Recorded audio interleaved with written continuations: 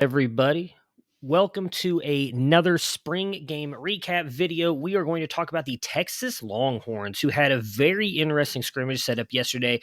Had both guys running with the ones and twos, and then did a red zone lockout challenge that I found very interesting. Something I'd love to actually see more teams implement in their spring games. It was a lot of fun to watch. So let's break down what we saw from the offensive side of the ball with amazing wide receiver plays, a surprising tight end riser, an interesting running back who might be entering the transfer portal, and of course, two quarterbacks battling for the starting job at UT.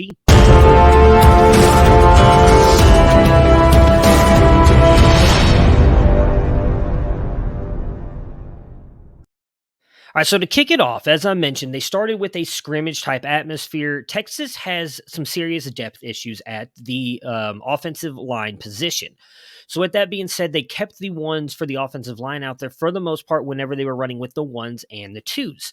Hudson Card did get the first few snaps there with the ones, but then Quinn came in and was with the twos, and then actually they switched, and Quinn ran with the ones multiple times, as did Card. It was very interesting watching those two kind of flip back and forth and who kind of looked better. There was definitely some good and bads in both of their game, some upside and some downside for both of them. We'll save the quarterbacks for the end, as that's probably the more pertinent conversation. Start with the running backs. Jonathon Brooks, to me, was the most impressive running back that was there, and it's a shame because he's probably going to enter the transfer portal. He's got Roschon Johnson, it looks like, ahead of him. We already know Bijan's the one.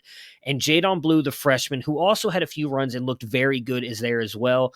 Even if Brooks somehow manages to be the third over Blue, which is possible, Blue is a freshman, next year I don't think he keeps that job over Blue, because I do think Blue is special. But Jonathon Brooks, in my opinion, as I mentioned, was the best running back in that spring game yesterday. I think he's a future to be a really good running back. He likely is going to, my guess would be he enters the portal and tries to find a better landing spot for him. But he was magnificent, in my opinion, a guy that I would really look out for here in the future. Going over to the wide receivers, I mean, Xavier Worthy was as advertised. We knew he was good based on everything he did last year, an incredible season. And he showed that up here in the spring game, was really good. There were two other wide receivers, though, that stood out to me more than Worthy. Number one, the transfer, Isaiah Nayor, who was phenomenal. If you guys saw the play, it's been all over Twitter of Quinn Ewers throwing it. It was like 55 air yards before Nayor caught it and runs it into the end zone. Nayor looks special out there. Him and Worthy being paired on the outsides together is going to cause these defenses in the Big 12 a major problem. It is going to be fun to watch, especially if the quarterback can get them the ball, because they were amazing. And that brings me to Jordan Whittington, who actually looked really good as well in this game. He was extremely special. And I think a lot of that comes from Sark's offense. And we know we've been waiting for Whittington to kind of break out for the past couple years, but I think it's actually going to happen for him now if he can stay healthy. They had him in the slot for the most part. I think he is going to be really good as well. Those three guys, with whoever the quarterback is, and I will tell you who I think the quarterback is going to be and who I expect and who I want it to be, in all honesty. They're going to be special. They're going to be a lot of fun to watch. I really think Texas's offense is going to be fun. We saw it last year. They were the number 8 rated offense in college football last year. 5 of their 7 losses came within 1 score. It was really just the defense, and when they needed the offense to make a big play, Casey Thompson wasn't able to do it. Now they add these weapons on the outside. It's going to be fun. Jaleel Billingsley, the transfer from Alabama at tight end, had a good game, but it was actually Jatavian Sanders who I thought looked 10 times better than Billingsley. Not only was Ewers looking for him, but Card was looking for him in the middle of the field on the bounds. They were using him everywhere, and they were targeting him a lot. Jatavian Sanders, while Billingsley is likely going to be the guy this year, Sanders is the guy that I want to roster moving forward for Texas. He looked absolutely amazing. All right, so let's dive into the quarterbacks. As I mentioned, they started out with the ones, and Card looked okay. Like I can't say that he was horrible for the most part. Passing the ball, we saw exactly like what we saw out of him last year, and that was in the short and intermediate areas. He's a very good quarterback. He's got nice zip on his ball, fairly decent accuracy. He can hit his guys when he has time.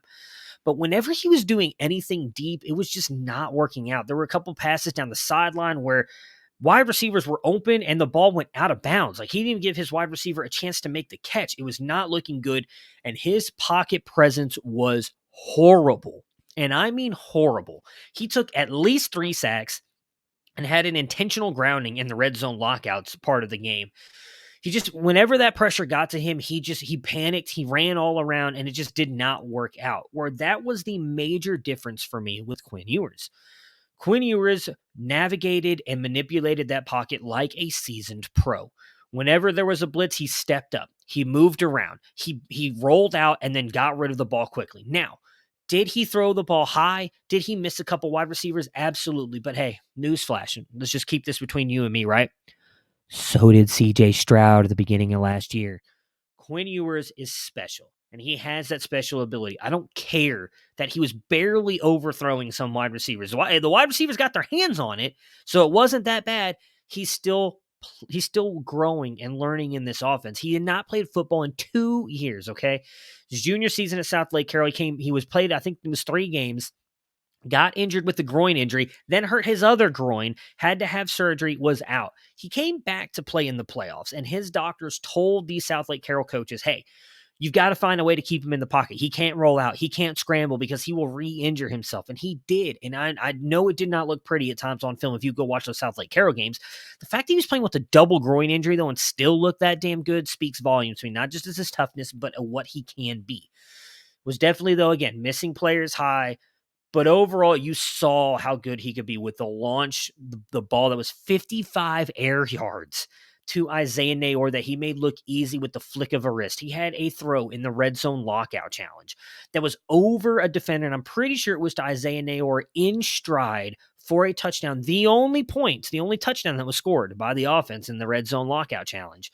That was a perfect throw right over a linebacker, perfect touch, perfect velocity, perfect everything. And then there was another throw that was, in my opinion, the best throw of the entire game. And they probably won't show it. You'd have to go back and find it on the game if you can even find it. I think it was on ESPN3, so I don't even know if you can find the game anywhere right now. And I'm almost positive it was to Xavier Worthy, actually, which is a little bit disappointing. It may have not been. It may have been with the twos, but the wide receiver on the left outside had beaten his man and was running down the field. Now, it wasn't beaten by much. The defender was literally right on his back. Quinn had defense come at him from the right side. He stepped up in the pocket left and just launched it off 1 foot. Easily 30, 40 air yards, right? Dropped it in the bucket. Over back shoulder, wide receiver had it right here in his hands, and he dropped it. Best throw of the day, and it was a drop. Quinn showed you why he can be great. We've got to give him time. I would be surprised if he's not the starter. Let's finish it up with the red zone lockout challenge, which, again, I mentioned I thought was very intriguing. I'd love to see more coaches use this in their spring games, especially if they're not going to actually be games.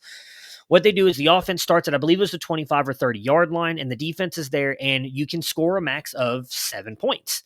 If your offense kicks a field goal, you get 3, defense gets 4 because they limit you from a touchdown. If the offense scores and gets 7, the defense gets nothing. But if the defense stops you, they get 7. What I found very interesting was while Hudson Card came out with the ones at the beginning of the game, when it came to the red zone lockout, which is the main part they were focusing on, they had a running clock. They wanted to be in different situations. It was Quinn that came out there with the ones. Now maybe that was Sark and the coaching staff just trying to throw everybody off. I'm like, oh, well, we sent Card out earlier, so now it's got to be Quinn. I don't know that part, but I did think it was interesting. Quinn did have a 3 and out. It was a incomplete pass the first time. It was a run for a couple yards and a pass for a couple yards. It's 3rd down. They ended up kicking a field goal, so they had 3. The defense had 4. What I found interesting next was Hudson Card looked fairly impressive on the next drive. He had a beautiful strike right over the middle that ended up being a good play. But then they get down, and I believe it was like at the 3-yard line with 4 downs, and they could not get into the end zone. Card refused to use his legs at times when there was on the very last play was a 4th down. He had time. He could have just run it up the middle probably for a touchdown. Instead, he panicked. The defense started coming in on him. He just threw the ball. Great play. Whether you want to say great play by the defense is probably more great play than a bad throw, but the defense gets the 7 points. They're sitting there with a chance to win the game. Goes back over to Quinn Ewers right down the field for a touchdown. Drives down the field, hits Nayor for a beautiful strike over the middle, right over the linebacker's hands. The one I was just talking about, beautiful touch, beautiful velocity on it, just perfect throw, right over. They end up scoring. Then Hudson Card comes back out, and if they can drive down the field and score, the offense wins, right?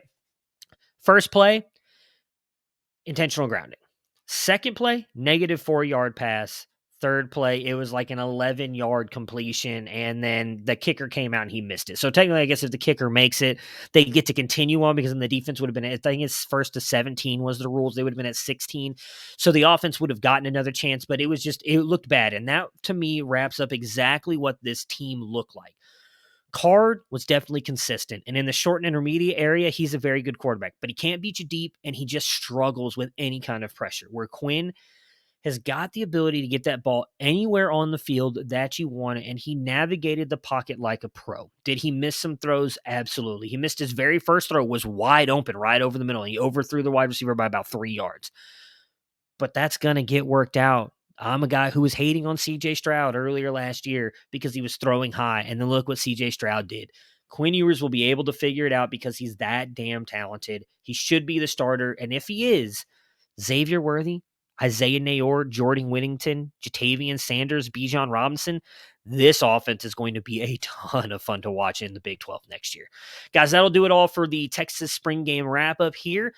Like, subscribe to the video if you guys can. We appreciate all the love that you guys give us. Comment down below. Tell me what you guys thought. It helps the algorithm, right? Helps boost up the video. We really appreciate it. Stay locked in here for more spring game recaps and have yourselves a good weekend.